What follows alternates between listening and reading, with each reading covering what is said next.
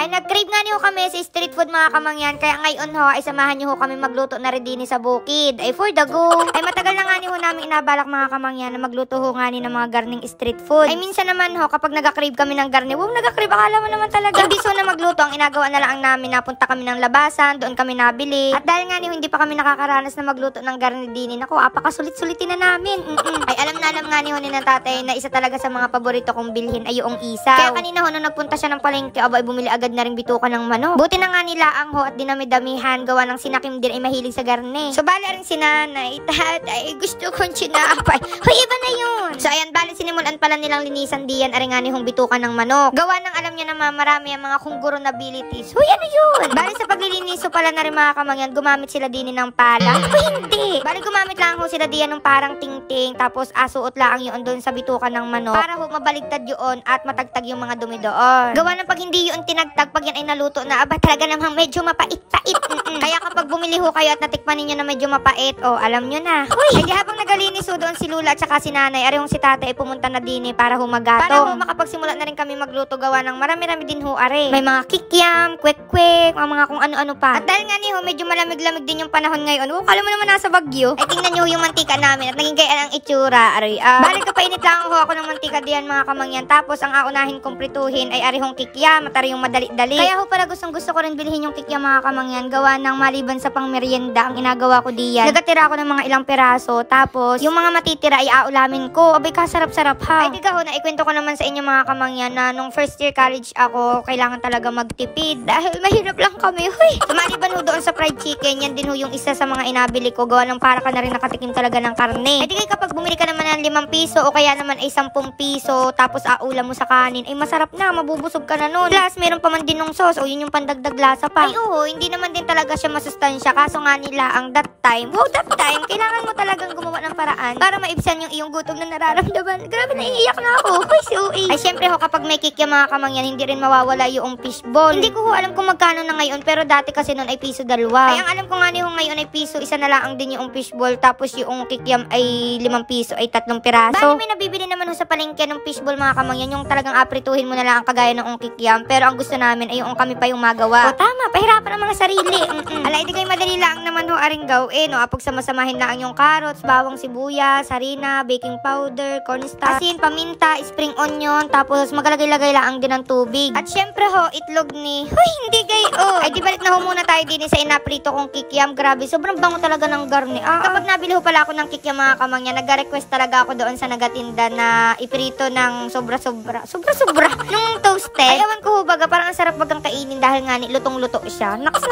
At dahil nga ni ho okay naman na are ayan kinuha ko na ho yung isang lagayan para mailipat na ho are doon at medyo mapalamig-lamig na para makapagpapak-papak na. Sino mabili dyan? Pila-pila lang. Huy bakit naman nagbenta? Tapos are ho hindi ko alam kung ako lang gawa ng diga ho kapag may mga nagabenta ng gayan ayan pagkarami-raming nabili. O magabayad ka lang doon o 10 piso ho tapos ikaw na yung makuha ng gusto mong bilhin. Ay minsan para bagang may nabulong sa iyo. May nabulong. So parang natutokso ka na. Ano kaya? Labisan ko kaya ng isa o kaya naman ay 2. Gawa lang syempre hindi na yun mapapansin. Parang mga gayong-gayong baga. Pero kung hindi man ako nagkuha ha. Naku promise nga. Parang minsan talagang matutokso ka. Parang gustong-gusto mo gayaan. Kaso nga nila ako parang feeling ko masakit yung tiyan ko pagkatapos ko kainin o kaya naman may nakatingin sa akin. O kaya nakatingin yung tendero. Gayang-gayaan. So dahil wag ka napasok sa isip mo. Kaya parang sige na nga wag na lang. Hoy! Hindi naman ho sa loob ng bahay kubo mga kamangyan. Kako ay asimulan ko na rin na pakuluan arihong mga itlog ng pugo para ho doon sa kwek-kwek. Bali nilipat-lipat ko ho muna ng lagayan gawa nga ni ho na may mga nabasag bago. Kaya ho kapag kayo mabili kayo ng itlog ng pugo tapos agamitin ninyo sa business o kaya naman ay wow nag-advise. Hindi nga yung kunyari agamitin ninyo sa paggagawa ng kwek-kwek o kung saan pa kailangan nyo ingatan kunyari binili nyo doon sa bayan tapos malayo pa yun sa inyo. Kami kasi ay medyo malayo-layo sa bayan. Kaya pagdating ho din sa aming bahay kubo ayan may mga basag na gayaan. Tapos din naman ho sa isang tabi wow nagkatulungan sila. Inaasikaso ho ni Julina tsaka ni Kim arihong hotdog. Jumbo hotdog. Ay kumanta na naman. Wala kapag napunta ho si nanay ng labasan tapos mabili nga ng mga ihaw-ihaw. Yan yung gustong-gusto kong ipabili kay nanay. Kaso nga nila ay ayaw nga ning bilhin gawa ng mahal yung gayaan. Yung isang buo bagang hotdog tapos alagay doon sa stick. Sabihin nila na, Oh, tama na yung yung kikiam. Ang gayon-gayon ba? Ay, di na medyo malamig-lamig na ho, aring itlog ng pugo. Ayan ho, at sinimulan na rin nila nanay na balatan niyaan para syempre makapagsimula na makapagluto noong kwek-kwek. Ay, sabi pa nga ni nanay, kailangan daw talaga siyang tulungan diyan gawa ng kaliliit nga ni na ring itlog ng pugo. Ang kahirap-hirap daw namang balatan. Tapos nga ni, ang dami pa. Ay, pasensya ka lang. At nung okay na nga ni ho, ay di nila na dito nilulan lagring. Tapos inuna ko ng prituhin dito, aring maliliit na hotdog. Ay, ginayat-gayat ho ni Lula. Ni Julie nagawa ng yan nga ni yung nakikita niya. Hindi ko laang ho alam, pero baka yan ay piso isa din. Abay, pagkagaling mo naman talaga sa school, ang pagkasarap kumain ng mga gayon. Ay, dinitindi ko na nga ni rin ho dini yung agamitin ko mamaya doon sa kwek-kwek. O, dapat ay kulay blue ha. Hoy, kulay blue, hindi. Siyempre orange. At dahil nga ni ho, saglit lang din naman maprito aring hotdog maya-maya inaluto na kaya ayan. At nilipat ko na rin sa isang lagayan. Abay, medyo malalaki pa nga ni ho. Arigawa lang yung ibang nabibili ko, parang medyo maliliit-liit pa diyan. After na rin si Kim, pinrito naman aring hotdog na kung ano ng mga pinagagawa diyan ng mga paikot-ikot baga. Sari-sari batang ari. Pero ayos din ay maganda rin tingnan. Dini naman ho, nilagay ko na yung mga itlog ng pugo. Tapos si Julina at saka si tatay yung magabilog-bilog para ho din sa kwek-kwek. Ako nga ni ho, ay sila na muna ang bahala diyan dahil ako naman ay magagayat na rihong balunan. Ito ho, madalang ko lang ang mabili gawa ng mahal yan. Pero mas mahal kita. Huy, napaka-corn. Ayoko na. Yung mga nagatinda ho na rin, ang alam ko, mas maliliit pa din yung gayat dahil nga ni ay alagyan pa ng harina. Yun ho talaga gawa ng business. Pero dahil kami naman yung makain na rin, di ayan, hinati ko lang ho sa gitna. Tipong isang piraso pala ang busog ka na. Huy. Alam nyo, dinamihan ko rin ho talaga ng gayaan. Gawa ng syempre, yung mga gusto ho ni paring Junyo. Hindi yung makakain lang ang pang merienda, kaya naman ay pang ulam. Ang gusto ho noon ay yung magiging pulutan din niya mamaya. Naku, panigurado, ganang-gana na naman yun. Naku po. Ay, after ko humagayat, edi naglagay lang ho ako din ng harina, arihong cornstarch, baking powder, tapos arihong paminta, asin, at saka ho konting tubig. Tapos ayan, mekos-mekos na yan ni Insan. Hoy, ariho pala mga kamangyan, alagay ko muna din sa harina, saka ko ho alagay doon sa minekos-mekos. So, yung bali ganyan lang naman ho, kadali yung ginawa ko diyan mga kamangyan. Tapos mamaya, after nyan, ay di pwede na rin ho ang prituhin. Ay, for the go. Ay, di chinek ko na rin ho pala si Julina kung kamusta na yung inaprito nilang kwek-kwek at ayan, at okay na rin pala. Talagay paitim ng mantika natin dyan At dahil nga ni ho, okay naman na yun, kakong asunod ko naman ditong prituhin ay arihong balunan. So, ayan, inis-isa ko na nga ni hong ilagay diyan at sabi ko nga ni kay na Julina ay bantayan muna dahil ako naman ay magagayat na rihong atay. Ho, kasama nung balunan na ginayat ko rin ho kanina. At dahil nga ni ho, medyo malalaki, hinati ko lang din ho sa gitna. Tapos ang gagawin ko din naman ho din yung parang gayon lang din naman sa balunan. Ay di medyo dinali-dali ko na nga ni ho para kako ay maisabay ko na doon sa aking inaprito at may space pa naman. Aba, for the go. So ayan, baligar niyo pala yung itsura niya. Hindi kala mo fried siomay. Grabe, medyo nagutom na nga ni rin ho ako mga kamangyan. Pero sabi ko nga ni ho ay mamaya na namin kainin kapag talagay luto na lahat para sabay-sabay na. So ayan, bali naghintay pa nga ni ho kami ng ilang minuto hanggang sa maganggar ni ho yung itsura. Dahil nga ni ho, okay naman na yung ganyan. Masarap na yung kainin. Ayan, nilipat ko na ho din sa isa pang lagayan. Pagkatapos ko nga ni ho makuha yung mga yan mga kamangyan, ay pumunta ho muna ako din sa loob ng bahay kubo at nabutan ko si nanay na inalinisan ho aring bitukan ng manok. Sa paglilinis pa lang talaga ng bitukang manok, baka kami abutin na ng bukas din eh. Bali nilagyan daw ho niya ng suka at asin para talagang malinis. Grabe, wala na yung lasa. Kaya ho pala ganyan yung itsura niya mga kamangyan. Hindi ko lang nabidyohan, pero yan ho ay pinakuluan pa na nilagyan ho ng ketchup, paminta, bawang, toyo, dahon ng laurel at saka food color na orange, malamang. Tapos after ho noon, pinalamig muna ng kaunti, tapos nilagyan ho ulit ng ketchup, garlic powder, pepper, paminta lang, yung inting mantika, konting asukal, toyo. Tapos yan, for the tuhog-tuhog na mga personability.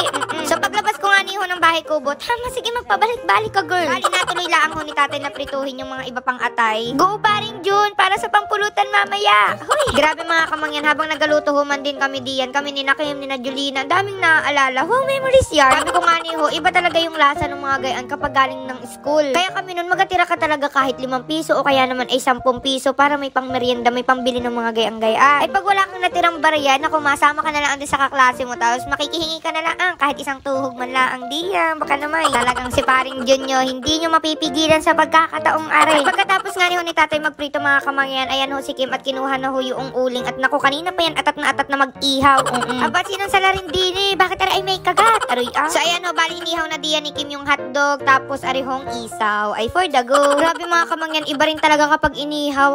Yung usok, amoy na amoy mo na. Usok pala ang ay ulam na. Huy! Paano ang mukha ng gutom na? So ayan, saglit na lang naman ho, ari mga kamangyan. Bali, hintayin na lang na maluto ari mga inaihaw-ihaw din. Tapos kapag mga ganyan mga kamangyan, syempre ang isa sa nagpasarap diyan, dapat ay may sauce. Kaya ngayon ay magawa na tayo. Ay for the go. Ay madali lang naman ho yun mga kamangyan. Bali, pinagsama-sama ko nga nila ang doon yung bawang, toyo, asukal, paminta, tas konting tubig. Tapos areho, medyo painit-initin lang yan, pakulukulaan ng kaunti. Tapos nung medyo nakulo-kulo na, wow naman. So, saka ko ko nilagay yung cornstarch na may tubig. So, kailangan huyaan para lumapot aring sauce. Naks na okay na ho, saka ko nilipat ng lagayan. Wow, feel na feel. At sa wakas ho mga kamangyan, dahil nga natapos na rin yung mga pagluluto namin ng mga kungguro na ability, ayan ho, at kinuha na namin para madala na doon sa may kubo. Grabe, sobrang na-excited talaga ako. Huy, napaka-uwi. So, arin na ho mga kamangyan, grabe, natapos din sa wakas at grabe, sobrang dami palang naluto. Akala mo ay may papesta man din eh. Aroy Saktong-sakto nga ni rin ho yung tapos nung aming pagluluto dahil nga ni ho hapon na rin. Talagang oras na ng merienda to. Huy! At syempre kapag gayaan mga kamangyan, nakakagutom yung mga gayang pagkain kaya kami ay nagsimula na diyan. Sa totoo lang ho mga kamangyan, marami pa talagang kulang dito na hindi namin talaga naisama, hindi namin naluto. Pero yung mga niluto namin ngayon, yan yung madalas talaga naming nabibili. Kung may mahilig sa mga ganyan, syempre kaming mga bata-bata pa. Wow! So ako si Julina, yan si Kim. Dati ho may mga nagalako-lako pa pero ngayon wala na ho. Mapunta ka talaga dun sa tindahan nila. Ay di ho sa amin, iilan na lang din yung nagatinda tapos medyo malayo-layo pa ho sa amin. Tapos pagpunta namin dun, ubus na. Kaya minsan nadayo pa talaga kami sa bayan. Ay huwag ho kayo mag-alala dahil aring si nanay, si tatay, tapos aring si Lula. Ay nga ngayon lang ang di nakakatikim ng gayaan. Hindi rin ho kasi talaga nila hilig yung gayaan pero dahil nga ni ho kami